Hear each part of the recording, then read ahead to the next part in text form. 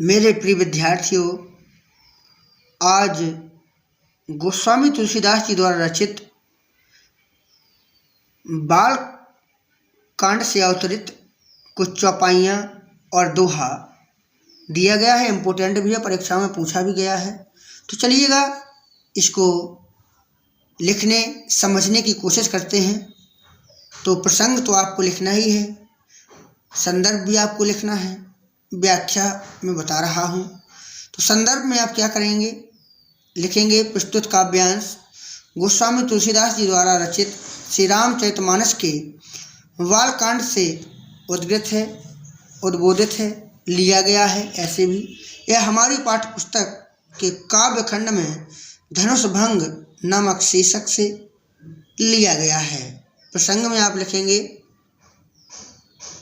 जब श्री राम भगवान धनुष तोड़ने के लिए अपने मंच से उठते हैं तो उनको देख कर के स्वयंवर सभा में उपस्थित सभी लोग क्या सोचते हैं, उनकी क्या स्थिति है, इसका वर्णन बड़े ही सुंदर ढंग से किया गया है।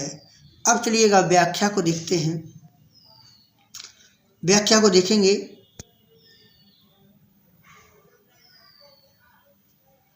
देखिएगा, उदित उदयगिरि मंच पर रघुबर बाल पतंग, बिकसे संत सरोज सब हर से लोचन भृंग।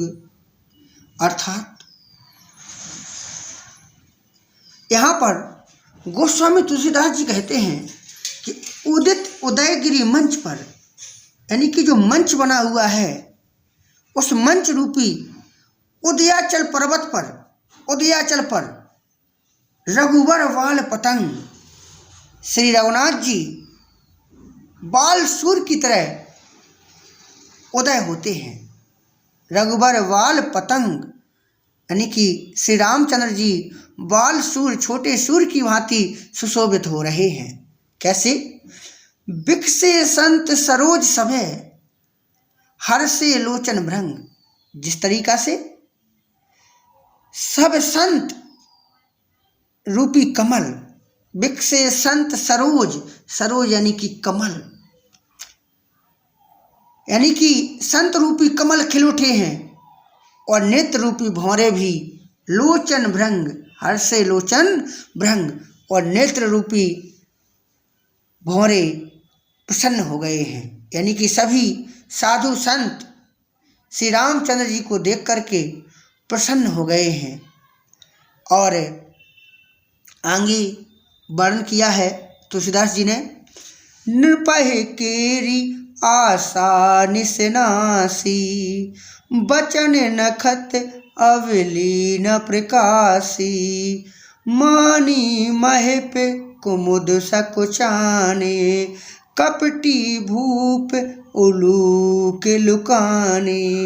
देखिएगा, निपह केरी आशा निसनासी, अर्थात गोस्वामी तुलसीदास जी कहते हैं कि नृपह केरी आशा निसनासी, कि राजाओं की, नृपह यानी राजाओं की, आशा, आशा रूपी, निश यानी कि रात्रि का, नासी यानी कि नष्ट हो गया है।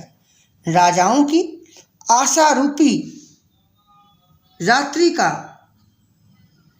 विनाश हो गया है, नष्ट हो गया है।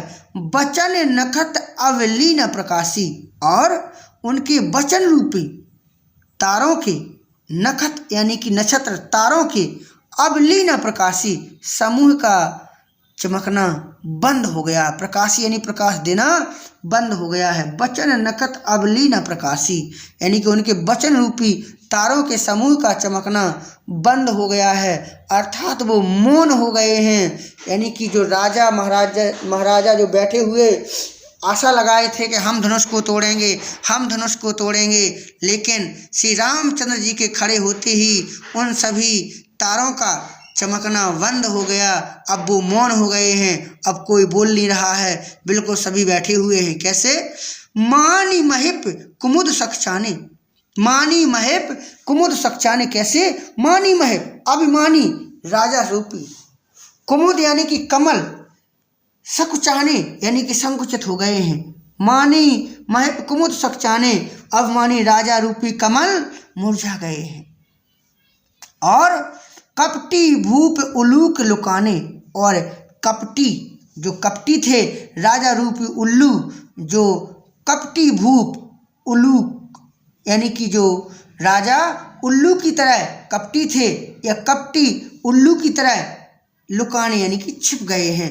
अब वो राजा बाहर नहीं निकल रहे हैं, उन्होंने देख लिया है, अपना सिर नीचे झुका लिया है और उल्लू की तरह बैठ गए हैं कि कुछ दिखाई नहीं दे रहा है, क्योंकि श्री रामचंद्र जी खड़े हो गए हैं। आगे गोस्वामी तुलसीदास जी लिखते हैं, भय विशोक को के मुनि देवा, बरसहि सुमन जना वही सेवा, गुरुपद बंदी सहित अनुरागा, राम मुनहि सन आय सुमांगा। गोस्वामी तुलसीदास जी कहते हैं क्या, भाई विशोक कोक मुनि देवा, मुनि और देवता रूपी चकवे यानी जो पक्षी हैं, चकवे हैं, शोक रहित हो गए हैं। शोक यानी कि विशोक यानी शोक से दूर हो गए हैं, शोक रहित, शोक आ गया है उनमें, शोक आ गया। भय विशोक कोक मुनि देवा यानी कि मुनि और देवता रूपी चकवे शोक रहित हो गए, उनका दुख चला गया है। मुनि भी खुश हो गए हैं, देवता भी खुश हो गए हैं। बरसही सुमन जनावही सेवा, और वे फूल बरसाकर अपनी सेवा प्रकट कर रहे हैं। बरसही सुमन जनावही सेवा, और फूल बरसा के अपनी सेवा को प्रकट कर रहे हैं, जनवा रहे हैं कि हम बड़े प्रसन्न हैं प्रभु।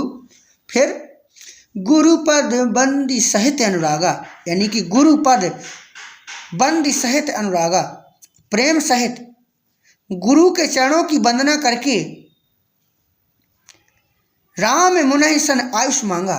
श्री रामचंद्र जी ने मुनहि माने मुनि से आयुष मांगा यानी कि आशीर्वाद मांगे, आज्ञा मांगी। तो श्री रामचंद्र जी ने मुनियों से आज्ञा मांगी, श्री रामचंद्र जी ने आज्ञा मांगी मुनियों से। फिर क्या हुआ, आगे लिखते हैं, सहज चले सकल जग स्वामी, जो सकल जग के स्वामी हैं वो ऐसे ही चल पड़े। समस्त जग के स्वामी श्री रामचंद्र जी ऐसे ही चल पड़े जैसे कुछ होना भी यही चाहिए। राम मुनहि सन आयुष मांगा, राम मुनहि सन आयुष मांगा। और चलिए लाइन छोड़ दिया मैंने, मंत मंजुबर कुंजर गामी, जैसे कि मत वाले मंत मंजू मत वाले श्रेष्ठ हाथी की तरह, मत वाले हाथी की तरह चाल से चल रहे, कोई फर्क नहीं पड़ रहा है। श्री रामचंद्र जी बिल्कुल हाथी की तरह, मत वाले हाथी की तरह आगे बढ़ रहे हैं। आगे चलत राम सब पुर नर नारी, श्री रामचंद्र जी के चलने से ही नगर भर के सब स्त्री पुरुष सुख हो गए हैं, खुशी हो गए हैं। चलत राम सब पुर नर नारी, और पुलक पूरी तन भय सुखारी, और सभी लोग उनके रूप को देख करके, सब स्त्री पुरुष उनके स्वरूप को देख करके रोमांच से भर गए हैं, सुखारी हो गए हैं, अद्भुत हो गए हैं। उनको देख करके, श्री रामचंद्र भगवान की मूर्त को देख करके, उनके रूप को देख करके सभी लोग अत्यधिक प्रसन्न हो गए हैं। आगे श्री गोस्वामी तुलसीदास जी लिखते हैं, बंदी पितर सुर सुकृत संभारे, जो कछु पुण्य प्रभाव हमारे, तो शिव धनु मृणाल किनाई, तो रहु राम गणेश गोसाई। उन्होंने कहा कि उन्होंने बंदी पितर सुर सुकृत संभारे, उन्होंने अपने पूर्वजों को, देवताओं की वंदना की। बंदी पितर सुर सुकृत संभारे, अपने पूर्वजों की प्रार्थना की, वंदना की। जो कछु पुण्य प्रभाव हमारे, यदि हमारे पुण्यों का कुछ भी प्रभाव हो, अगर हमारे पुण्यों का थोड़ा सा कुछ भी प्रभाव हो, तो हे प्रभु सो शिव धनु मृणाल की नाई, तो हे गणेश भगवान आपकी मैं विनती करता हूँ। श्री रामचंद्र जी ने शिव जी के धनुष को कमल की डंडी की भांति तोड़ डालें। ऐसी प्रार्थना की उन लोगों ने कि हे प्रभु, रामचंद्र जी शिव जी के धनुष को कमल की डंडी की तरह तोड़ दें। तो चलिएगा, आशा करते हैं आपको यह चौपाइयाँ समझ में आई होंगी। और बेटा काव्यगत सौंदर्य जरूर लिखें। तो पहले देखें, इसमें आप नंबर 1 डाल के लिख सकते हैं क्या कि श्री राम को सूर्य के रूप में कवियों ने वर्णन किया है। और दूसरा लिख सकते हैं, धनुष भंग से पहले गुरुओं और मुनियों से आज्ञा प्राप्त करने के दृष्टांत द्वारा श्री राम की विनयशीलता को प्रकट किया गया है। नंबर 3 में आप लिख सकते हैं कि जो भाषा है वो ब्रज है, ब्रज भाषा का यहाँ पर प्रयोग किया गया है। रस यहाँ पर श्रृंगार देखने को मिलता है और छंद यहाँ पर चौपाई और दोहा है। आपने जो देखा भी है वो अलंकार क्या है, रूपक और उपमा, उपमा भी अलंकार देखने को मिला है और रूपक अलंकार भी देखने को मिला है। और गुण यहाँ पर प्रसाद है। तो चलिएगा, आपको समझ में आया होगा, इम्पोर्टेंट है बेटा। अगर कोई दिक्कत है तो एक बार पुनः देख लें। चलिएगा, बहुत बहुत धन्यवाद।